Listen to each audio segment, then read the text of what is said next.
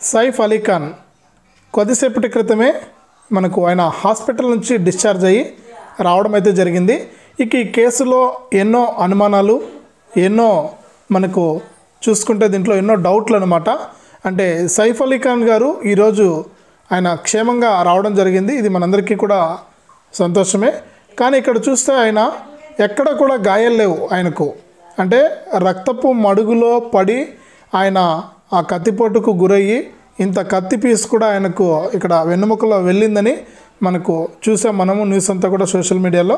ఇక ఆయన అలాంటి పరిస్థితుల్లో హాస్పిటల్కి వెళ్ళినటువంటి ఆయన ఈరోజు చూస్తే మనకి ఎక్కడా కూడా గాయాలు అయితే లేవు. ఇక ఆయన చేతికి మాత్రం ఒక కట్టు ఉంది. ఆయన ఇంటికి సేఫ్గా రావడం అయితే జరిగింది. ఇక ఆయన చుట్టుముట్టినటువంటి మీడియాకి, ఆయన అభిమానులకి అందరికీ కూడా అభివాదం చేస్తూ కూడా ఈ విధంగా అభివాదం చేస్తూ కూడా ఆయన ఇంట్లోకి అయితే వెళ్ళారంటే బాంద్రాలో ఉన్నటువంటి ఇక్కడ ఏదైతే మనకు ఇన్సిడెంట్ జరిగిందో ఆ ఇంటికి కాకుండా వేరే ఇంటికి అయితే వెళ్ళడం జరిగింది. మనకు ఈ విధంగా ఆయన చాలా సేఫ్గా వచ్చారు. ఇక డాక్టర్లు అంటే ఈ కేసు పైన ఎన్నో అనుమానాలు, ఎన్నో డౌట్లు అందరికీ కూడా.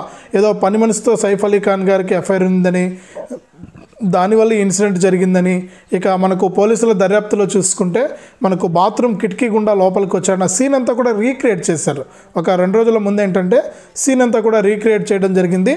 ఇక ఈరోజు మధ్యాహ్నం 2:45 ఆ ప్రాంతంలో సైఫ్ అలీ ఖాన్ గారు డిశ్చార్జ్ అయ్యి లీలావతి హాస్పిటల్ నుంచి ఇంటికి కూడా వచ్చారు.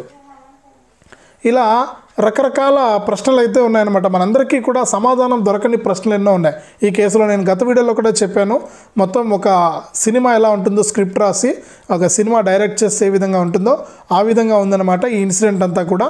మనకు మొత్తానికి సైఫ్ అలీ ఖాన్ గారు అయితే సేఫ్గా వచ్చేసారు. మరి ఈ కేసులో పోలీసులు కూడా మనకు ముగ్గురిని పట్టుకున్నారు. ఆ ముగ్గురులో కూడా ఇప్పుడు పట్టుకున్న ఆయనకు సీసీటీవీ ఫుటేజ్లో ఉన్న ఆయనకు కూడా పోలికలు లేవు.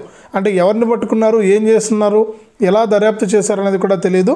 ఇక బాత్రూమ్ కిటికీ నుంచి కూడా ఇంట్లోకి వచ్చాడు నిందితుడని కూడా ఇక్కడ పోలీసుల ప్రాథమిక దర్యాప్తులో అయితే తేలింది.